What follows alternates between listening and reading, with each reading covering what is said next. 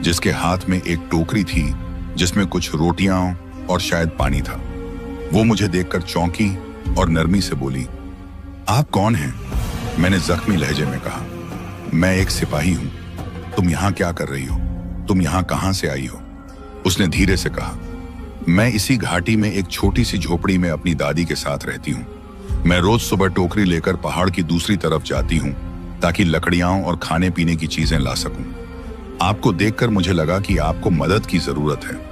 क्या मैं किसी को बुलाऊं जो आपको यहां से उठा सके? मैंने हैरानी से उसकी तरफ देखा और धीरे से कहा, क्या तुम वाकई मेरी मदद कर सकती हो? उसने हाँ में सिर हिला दिया और कहा, आप फिक्र न करें, मैं अभी आती हूँ और आपको यहां से उठवाने का बंदोबस्त करती हूँ। उस पल मुझे पहली बार ऐसा लगा कि अल्लाह ने मेरी दुआ सुन ली है।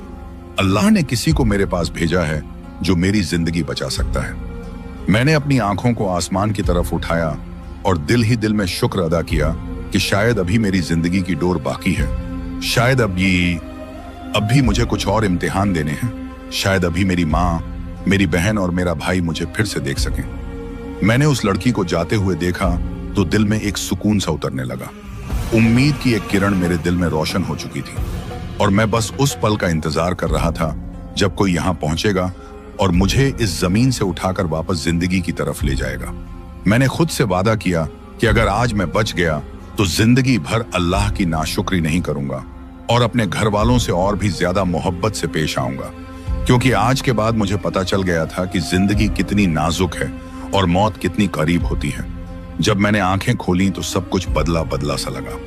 नरम बिस्तर की गर्मी मेरे शरीर में उतर रही थी। मेरे चारों तरफ लकड़ी की दीवारें थीं और छत भी लकड़ी की थी, जैसे किसी झोंपड़ी नुमा कमरे में हूं। सामने एक छोटा सा टेबल था जिस पर कुछ फल और एक लोहे का जग रखा था। जग के अंदर शायद पानी था और साथ ही एक कप भी रखा हुआ था। थोड़ी देर में समझ में आया कि मैं किसी आम जगह पर नहीं बल्कि किसी सुरक्षित कुटिया में हूं। मेरी टांग पर पट्टी बंधी थी और वह देसी अंदाज में लकड़ियों के साथ कसकर बांधी गई थी ताकि मैं थोड़ा बहुत खड़ा हो सकूं। बाएं या तो ककूंगी और साथ ही एक लकड़ी की बनी स्टिक भी दी गई थी, जैसे लाठी हो, ताकि सहारा लेकर चल सकूं। बाहर से बकरियों की आवाजें आ रही थीं। उन आवाजों में एक अजीब सा सुकून छिपा हुआ था, जैसे कोई बहुत शांतिपूर्ण जीवन यहाँ मौजूद हो। मैंने खिड़की से बाहर झांका तो एक बहुत बड़ा पेड़ नजर आया जिसकी छांव में कुछ बकरियां आराम कर रही थीं। कुछ झोंपड़ियां भी दिखाई दी, लेकिन दूर दूर और सुनसान सी जगह थी। अचानक दरवाजा खुला और वही लड़की अंदर दाखिल हुई जो मुझे पहली बार दिखाई दी थी। उसने वही सादा सी कमीज पहनी हुई थी। हाथ में ट्रे ली हुई थी जिसमें कुछ खाने पीने की चीजें